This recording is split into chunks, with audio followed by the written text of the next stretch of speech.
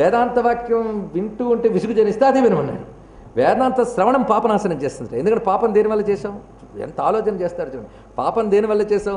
దేహం నేనని అనుకోవడం వల్ల, దేహ సంబంధమైన వస్తువులు నావి అనుకోవడం వల్ల, నాకు ప్రీతి అయిన వస్తువులు పోతాయని, నాకు ప్రీతి కాని వస్తువులు వచ్చేస్తాయేమోనని, లేదా ప్రీతైన వస్తువు రాదేమోనని. 3 రకాలు చూడండి. ప్రీతైన వస్తువులు పోతాయేమోనని, ప్రీతి కాని వచ్చి పడతాయేమోనని, ప్రీతి రాదేమోనని, ఇన్ని రకాల బాధ. లేదా ప్రీతి కావాలని ఇన్ని బాధలు దేనివల్ల పడుతున్నావు? దేహం నేను అనుకోవడం వల్ల కదా. దాని నుంచి బయటకు తీసేసి దేహం నువ్వు కాదు, దేహాన్ని కూడా నడిపించే ఆత్మ చైతన్యాన్ని నువ్వు అని రోజు వింటూ వింటూ వింటూ వింటూ వింటూ ఉంటే ఎంత ఘోషపడి అరుస్తున్నాడు. ఒకసారైనా దయతో విందామనిపిస్తుంది. అలా క్రమక్రమంగా ఏమనిపిస్తుందంటే, అవును నేను అదే కదా అని ధ్యానం చేసి అదే అయిపోతావు. చిత్రం అది నీ స్వస్వరూపం కనుక తొందరగా అవుతావు. అది ఇక్కడ గొప్ప విషయం. ఇది నీ అసలుది కాదు కనుక బాధగానే అది తొందరగా అవుతావుట. శ్రద్ధగా వినే పద్ధతి. అందుకు అలాంటి వచనామృతం చెప్పేవాడు దొరకడం అన్నదే ఎన్నో జన్మస్కోతం. కనుక ఏ కబుర్లేని చెప్పేవాడు దొరుకుతాడు, కానీ ఈ కబురు చెప్పేవాడు ఎవడు దొరుకుతాడు? కనుక వాడు దొరికాడు అంటే మా సంసార రోగానికి మెడిసిన్ దొరికినట్టే లెక్క. కనుకనే సంసార రోగానికి అసలైన ఔషధం ఏమిటంటే మహత్పురుషుల సాంగత్యము. అది ప్రయత్నపూర్వకంగా సాధించాలి. అది సాధించాలని నేను నానా ఏర్పాట్లు చేసుకుని ఎక్కడో కొండగూగలో ఉన్న కపిలాచార్యుడు కోసం బయలుదేరుతూ ఉంటే, ఆయన ఏది చెప్పాలో అదంతా నువ్వు ఇక్కడ కనబడి నాకు చెప్పేవి ఇప్పుడు. దీన్ని బట్టి నాకు మందు దొరికిందని అర్థమైపోయిందయ్యా అనగానే, ఇంకా నాకు వినాలన్నది చెప్పు అని మరికొన్ని సందేహాలు అడిగాడు. ఆయన చెప్తున్నాడు. ఆ చెప్పేటప్పుడు చూడు, నువ్వు ఈ శరీరం ఒకటి పెట్టుకుని దాని మీద నీ భావాలను ఆరోపించావు. ఏమని? నేను చక్రవర్తిని, నా పేరు ఫలానా, ఇది ఆరోపించి ఆ భావంతో నువ్వు మమైకమయ్యి ఇలా నీలాగే కాళ్ళు చేతులు తలకాయ కలిగిన వడుకుడిని చూస్తూ వీడు నా సేవకుడు అన్నావు. వాడు సేవకుడు ఎందువల్ల అయ్యాడు?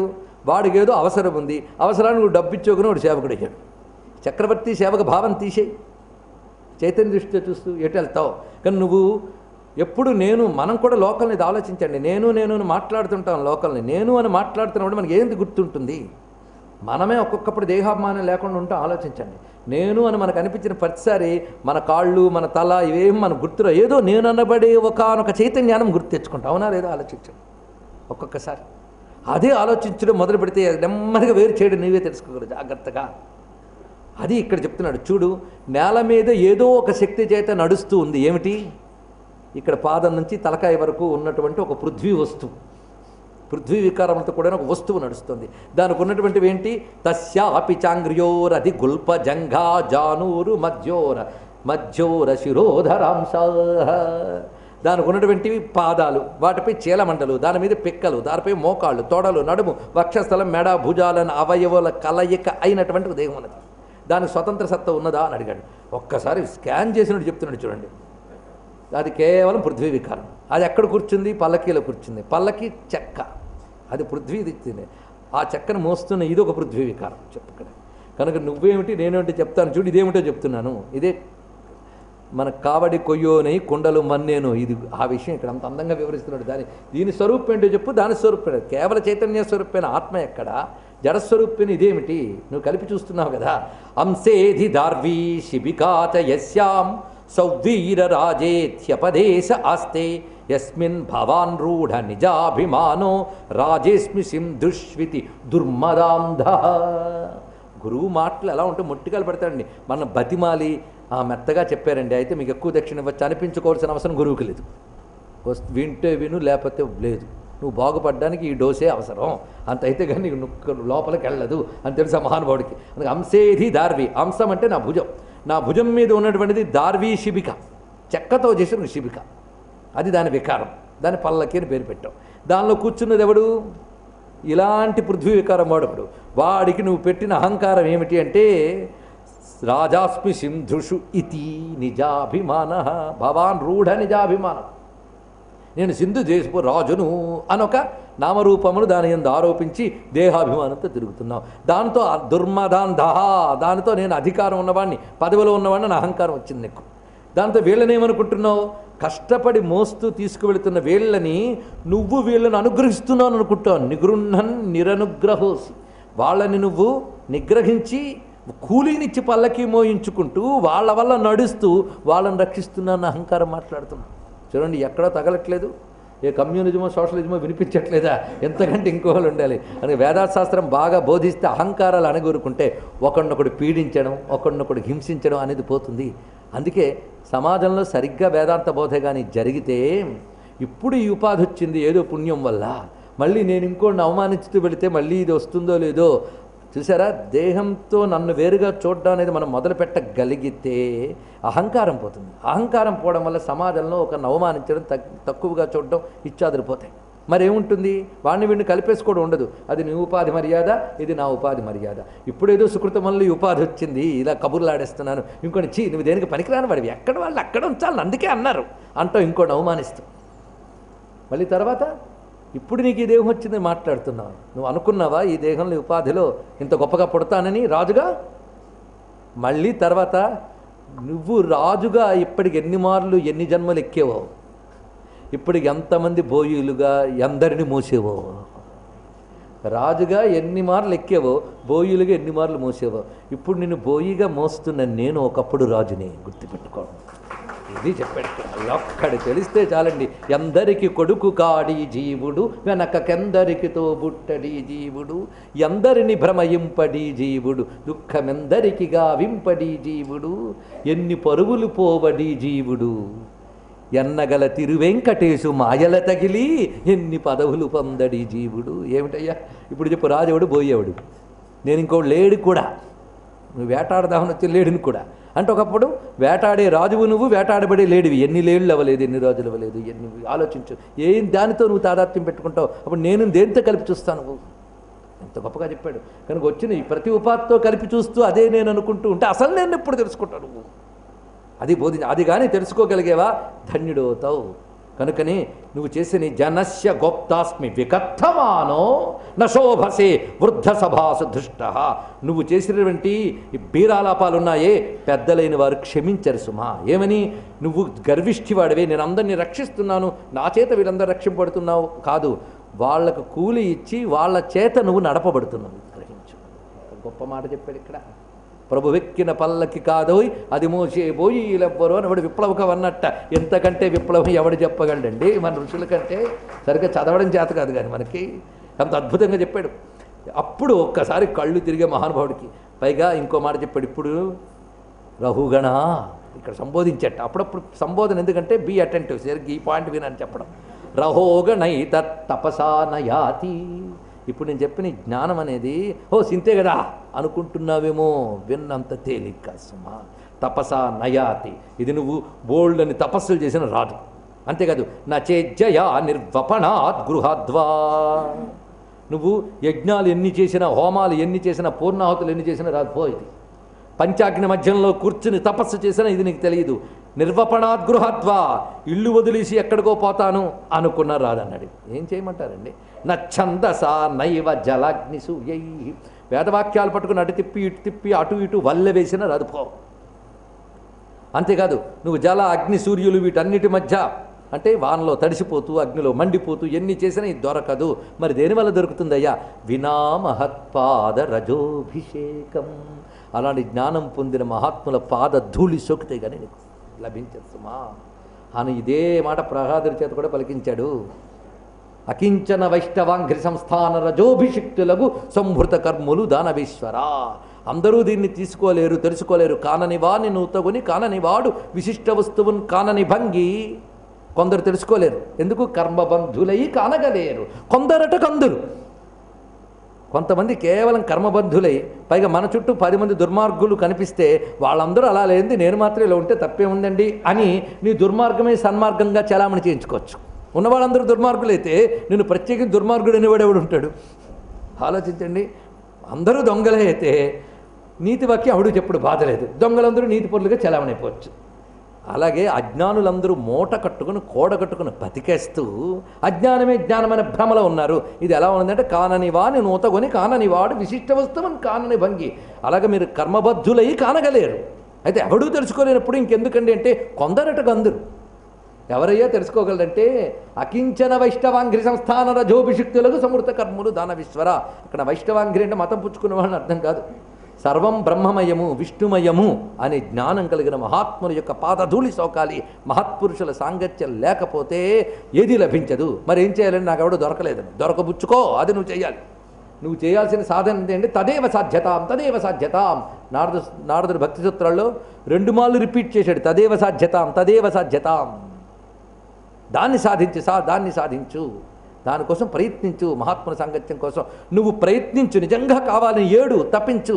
భగవంతుడు మహద్రూపంలో వస్తాడు. వచ్చాడో లేదా ఇక్కడే ఈయన మహాత్ముని రూపంలో కనబడ్డాడో లేదా? శిబి నుంచి దిగి మరీ కనిపిస్తుండే మోస్తూ దొరికాడు మహాత్ముడికి. ఏం కావాలి? అందుకు మహాత్ముని సేవించడం మొదటి మార్గం. రెండో మార్గం ఏంటి?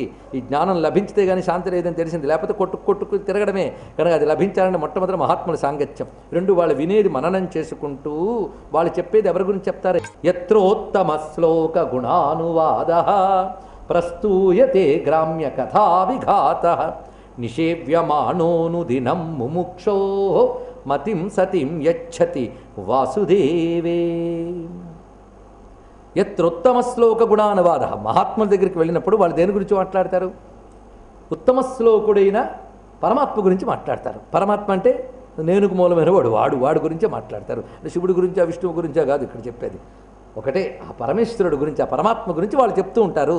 అతడు ఉత్తమ శ్లోకుడు అంటే కీర్తించదగినవాడు, శ్రేష్టముగా కీర్తించదగినవాడు అతడు. పైగా పుణ్యశ్లోకుడు అంటే ఎవరిని కీర్తిస్తే మనం పవిత్రులమవుతామో వాళ్ళని పుణ్యశ్లోకులు అంటారు. వారు కీర్తించడం చేత మనం పవిత్రులైపోతాం. అందుకే ఏం చేయాలంటే మహాత్ముల సాంగత్యం పొంది వారి ద్వారా ఉత్తమ శ్లోకులైన ఆ నారాయణుని యొక్క గుణానువాదములు వింటూ ఉండాలి. అనువాదం అంటే అనుసరించి చెప్పేది అని అర్థం. వాటిని నిరంతరం చెప్పడం, అది వాదము. కనుక వాళ్ళు నిరంతరం పరమాత్మకు సంబంధించిన తత్వము, రూపము, లీల, గుణములు ఇవన్నీ చెప్తూ ఉంటారు. కనుక ప్రస్తూయతే అవి వినడం మొదలుపెట్టు. వింటే ఏమవుతుంది? గ్రామ్య కథా విఘాత. గొప్ప మాట. ఎందుకంటే మనసుకు వచ్చిన చిక్కంతా ఏమిటి అంటే దానికి గ్రామ్య కథల యందు అనురక్తి ఎక్కువ. కనకపు సింహాసనమును శునకము కూర్చుండబెట్ట, అక్కడ కూర్చోబెడితే దానికి ఎక్కడో ఎంగిలాకులు పడేసిన వైనం కనబడి అక్కడి నుంచి పరిగెత్తుకొచ్చింది సార్. కూర్చోబెట్టేది బంగారు సింహాసనం మీదైనా. అలా ఈ మనస్సుని మీరు అలా భగవంతుడి వైపు తిప్పుతుంటే భలే ఉందనుకుంటుంది. దానికి ఏదో లౌకిక వాసన తగలగానే అంత సింహాసనుడు దుమ్ముకు పరిగెడుతుంది అక్కడి నుంచి. ఏం చేస్తుంది దాని వాసన అది. అప్పుడు ఏం చేయాలి అంటే దీనికి గ్రామ్య కథ అనురక్తి ఎక్కువైపోయింది అన్నాడు. గ్రామ్య కథలు అంటే విలేజ్ స్టోరీస్ కాదు. ఇక్కడ గ్రామము అంటే ఇంద్రియ గ్రామము, ఇంద్రియ సమూహము. ఇంద్రియ సమూహాలను తృప్తిపరిచే కబుర్లు గ్రామ్య కథలు అంటే. వాటిని తృప్తిపరిచే కథలను గ్రామ్య కథలు అంటారు. ఆ గ్రామ్య కథల మీద ఆసక్తి ఉండడం వల్ల భగవత్ కథ మీద ఆసక్తి దానికి కలగడం లేదు. అది వచ్చింది బాధ. కానీ గ్రామ్య కథ మీద ఆసక్తి దెబ్బతీసేయాలి అంటే మహాత్ముల సాంగత్యంలో భగవత్ కథలు వినడం మొదలు పెడుతూ ఉంటే గ్రామ్య కథా విఘాత. వేటిని పట్టుకోవడం వల్ల నీకు ప్రమాదం ఏర్పడుతుందో ఆ కబుర్ల జోలికి అంత వెళ్ళవు. క్రమంగా వాటి మీద విడుదలవుతుంది. ఎప్పుడైతే దాని నుంచి దూరంగా అలాగున్నావో క్రమంగా నీకు అది పోతుంది. అవునా లేదండి? ఉదాహరణకి బాగా నీళ్ళని మనం వేడి పొయ్యి మీద పెడతాం, అది అలా వేడెక్కిపోతూ ఉంటుంది. అబ్బా నీళ్ళు వేడిగా ఉన్నాయండి, దించండి కాసేపు. ఇంతవరకు అంటుకోవడం చేత మరి కాసేపు వేడి ఉంటుంది. అలాగే నిప్పు ఆపేసి పక్కన పెడితే కొంతకాలం అలాగా చల్లబడుతుంది.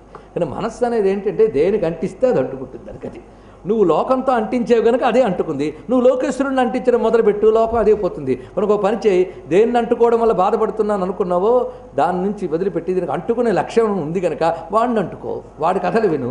కనుక నిరంతరం చేయవలసింది ఏమిటి అంటే ఆ పరమాత్మ యొక్క ఆ దివ్య కథల్ని మహాత్ముల ద్వారా వింటూ నిషేవ్యమానోనుదినం, అనుదినం విడవకుండా అనునిత్యము వింటూ ఉంటే అప్పుడు మోక్ష ఇచ్ఛ కలవాని యొక్క పవిత్రమైన మనస్సు వాసుదేవునికి సమర్పించబడుతుంది.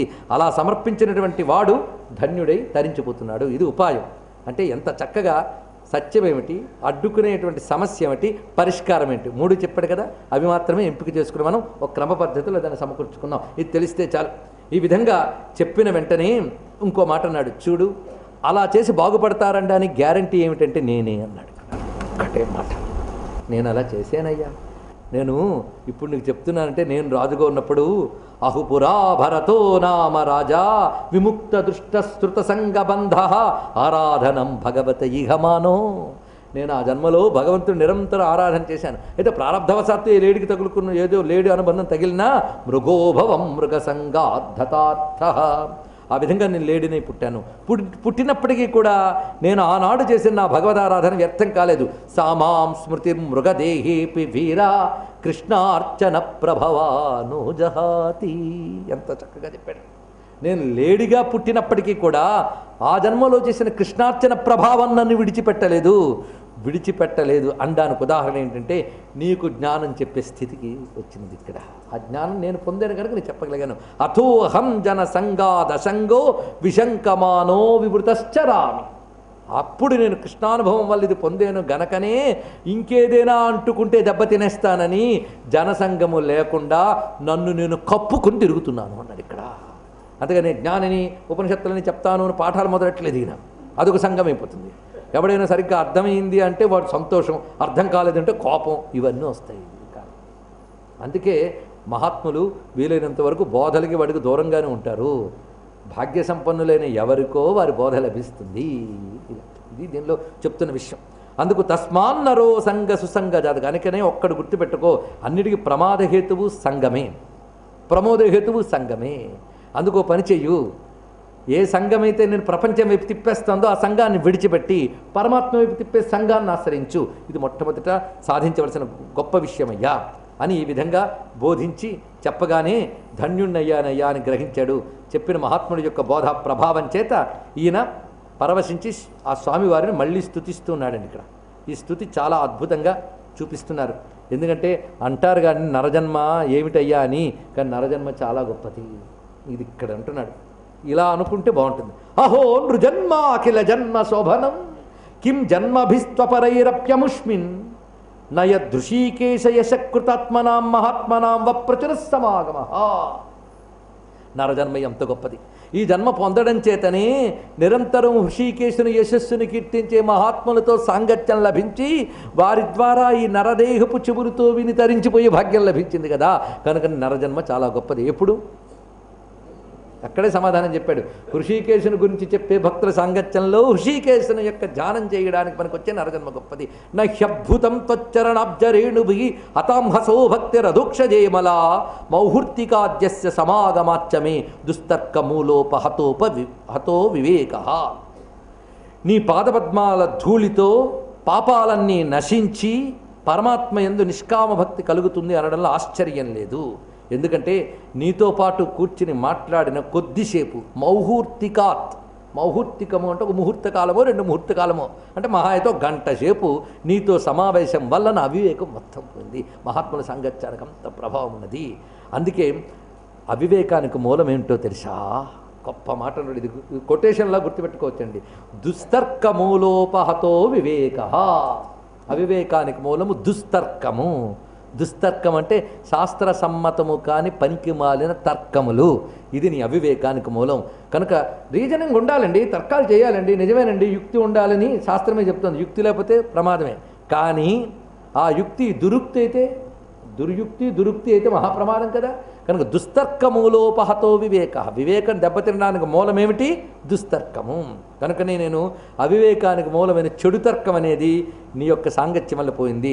కనుక నేను నమస్కారం చేస్తున్నా ఎవరికి అంటే నమో మహద్భ్యోస్తు నమ శిశుభ్యో నమో యువభ్యో నమ ఆవటుభ్య ఏ బ్రాహ్మణాగామవధూతలింగా చరంతి తెభ్య శివమస్తు రాజ్ఞాం. పెద్దలకు నమస్కారం, పిల్లలకు నమస్కారం, యువకులకు నమస్కారం, వృద్ధులకు నమస్కారం, ఆటలాడుకుంటూ తిరిగేటట్టు కనిపిస్తున్న బ్రహ్మచారులకు నమస్కారం అన్నాడు. ఎంత గొప్పగా చెప్పాడు. పెద్దలకి నమస్కారంట, పిల్లలకి నమస్కారం. శిశుభ్య నమ మహద్భ్య నమ. ఈ మాట వింటూ నమ మహద్భ్య క్షుల్లకేభ్యశ్చ కనబడుతూనే ఉన్నది, భావం కనబడుతుంది. అంటే దీని అర్థం ఏంటంటే జ్ఞాని ఏ రూపంలో కనబడతాడో తెలియదు. కనుక జ్ఞాని వృద్ధ రూపంలో కనబడితేనే జ్ఞాని అనుకోవడానికి లేదు. శిశుభ్య శిశు రూపాల్లో కనబడుతున్న జ్ఞానులు ఎందరు ఉండవచ్చు? మరి సనక సనందనాథులు మీరు ఎప్పుడు చూసినా 5 ఏళ్ళే. అప్పుడు జ్ఞానులు కారంటారా? చెప్పండి. మరి ఇక్కడ మహావృద్ధులైన వాళ్ళు కూడా వాళ్ళ పాదాల మీద పడవలసిందే. కనుక జ్ఞానికి ఒక రూపము, ఒక యూనిఫార్మ్, ఒక పద్ధతి ఉండదు. వాళ్ళు పోల్చడం మహా కష్టం. అందుకే వాళ్ళు దుర్లభ అగమ్య అమోఘ అని చెప్పారు నారదుల వారు. మహత్సంగస్తు దుర్లభ అగమ్య అమోఘ. పోల్చడం కూడా కష్టమయ్యా బాబు. అందుకు జ్ఞానులు ఏ రూపాల్లో ఉన్నా అందరికీ నమస్కారం. నమో మహద్భ్య నమ శిశుభ్య నమ యువభ్య నమ వటుభ్య మొత్తానికి వాళ్ళ యొక్క అసలు తత్వాన్ని దాచిపెట్టుకుని పై వేషాల్లో, ఆ వేషాలు ఎలాగంటే కనిపిస్తున్నాయి, తిరస్కారయోగ్యమైన వేషాలతో భూమిపై తిరుగుతున్న మహాత్ముల వల్ల మాకు క్షేమము కలుగుగాక అని దండం పెట్టాడు. ఈ మాట నిజానికి అవధూతులందరికీ కలిపి పెట్టిన ఏకైక నమస్కారము. రోజు ఒకమారు అనుకున్న బాగుంటుందేమో, అంత బాగుంది. సవ్వీరపతిరపి సుజన సమవగత పరమాత్మ సతత్వ ఆత్మన్య విద్యాధ్యారోపితంచ దేహాత్మమతిం విససర్జ. గొప్ప మాట ఇక్కడ. ఈ విధంగా సవ్వీర దేశాధిపతి అయిన రహుగణుడు ఈ మహాత్ముడి వల్ల విన్న జ్ఞానము చేత తనపై ఆరోపించుకున్న అధ్యాస, అంటే శరీరమేనడం అధ్యాస అయినటువంటి దేహాత్మమతిని విడిచిపెట్టాడు. మొత్తానికి తేలిందేవైతయ్యా అంటే ఏవం హి నృప భగవదాశ్రితాశ్రిత అనుభావ అన్నాడు పరీక్షణ్ మహారాజుతో సుఖయోగేంద్రుడు. హే నృపా, చూసావా ఇప్పుడు నేను చెప్పిన దాని సారాంశం ఏంటి? భగవదాశ్రితాశ్రిత అనుభావ, భగవంతుణ్ణి ఆశ్రయించిన వారిని ఆశ్రయించడం చేత కలిగే గొప్ప స్థితి ఇలా ఉంటుంది సుమా. ఇక్కడ ఎవరు భగవంతుడిని పట్టుకుంటారో వాడిని నువ్వు పట్టుకుంటే ఈ విధంగా ధరించిపోతావు. అది ఎగురుతున్నవాడు వెళ్తుంటే వాడు తోక పట్టుకుంటే నువ్వు ఎగిరిపోతావు పైకి. అదేవిధంగా భగవదాశ్రితుడిని ఆశ్రయించడం గొప్ప. అది ఇక్కడ కనుక భగవదాశ్రితుడిని ఆశ్రయించాలి. ఈ విషయం మనకి జడభరతుని యొక్క వృత్తాంతం ద్వారా చూపించి చిట్ట చివరికి జడభరతుడు యొక్క మార్గం ఎలాంటిదని ఏ ఒక్కరు అనుకరించలేరు సుమా. జడభరతుడి గురించి దేవతలు అనుకునే మాటలు ఇక్కడ చెప్పారు. తస్యేదముపగాయంతి సురాహ. దేవతలు ఏమంటారు ఆయన గురించి అంటే, అశ్వభస్యేహ రాజర్షేహి మనసాపి మహాత్మన నానువర్త్మార్హతి నృపో మక్షికేవ గరుత్మత. దేవతలు అంటారట, సామాన్యుడు కాడు జడభరతుడు, ఆయన స్థితిని తేలిగ్గా అందుకోవచ్చని అనుకోకూడదని దేవతలు అనుకుంటారట. ఇంకా మన గురించి ఏమనాలి? మొత్తానికి ఆర్షభ అంటే ఋషభుని యొక్క పుత్రుడు, రాజర్షి, మహాత్ముడు అయిన భరతుడు నడిచిన మార్గంలో నడవడం అనేది ఊహకు కూడా అందదు. ఎలాగా అంటే గరుత్మంతుడు ఎగిరిన మార్గంలో వెళ్ళాలని ఏగా అనుకుంటే ఎలా ఉంటుందో అలా ఉంటుంది సుమా అన్నాడు. ఎంత అందమైన మాట. మక్షికేవ గరుత్మత. చక్కని ఉపమానం. భాగవత కవిత్వం అంతా అదొక స్థాయిలండి. మొత్తానికి ఇక్కడ చిట్ట చివరికి ఒక అద్భుతమైన నమస్కారాన్ని చేస్తూ ఉన్నాడు మహానుభావుడిని సుఖయోగిందులు. కథంతా చెప్పి, యజ్ఞాయ ధర్మపతయే విధి నైపుణాయ యోగాయ సాంఖ్యశిరసే ప్రకృతీశ్వరాయ నారాయణాయ హరయే నమ ఇత్యుదారం హాస్యన్ మృగత్వమపి యస్ సముదాయహార. ఆహా, శ్రీహరికి నమస్కారం. ఎలాంటి శ్రీహరికి నమస్కారము అంటే, యజ్ఞస్వరూపుడై, ధర్మరక్షకుడై, వైదిక ధర్మాన్ని ప్రవర్తింపజేసేటువంటి వాడై, జ్ఞానదాయకుడై, జ్ఞానమే తన స్వరూపముగా కలిగి ప్రకృతిని తన వశంలో ఉంచుకున్నటువంటి నారాయణ అని అరుస్తూ లేడి జన్మలో ఉన్నప్పుడు కూడా ఇలాగే అరిచి ముక్తి పొందిపోయాడు ఆ లేడీ. అలాగ ఒక లేడు కూడా నారాయణ స్మరణ చేస్తూ జీవన్ముక్త స్థితిని పొందింది. అలాగ స్మరణ మాత్రం చేత ఆ స్థితిని ఇచ్చే నారాయణునికి నమస్కారము. ఆర్తా విషణ్ణ శిథిలాష్ట భీతా ఘోరేషు చ వ్యాధిషు వర్తమానా సంకీర్త్య నారాయణ శబ్దమాత్రం విముక్త దుఃఖా సుఖినో భవంతి. మొత్తానికి నారాయణాశ్రయము. ముందు ఆశ్రయించి తర్వాత తెలిసి ఆశ్రయించి తెలిసి తెలివిలో మిగిలిపోవడమే మనకు కావలసింది.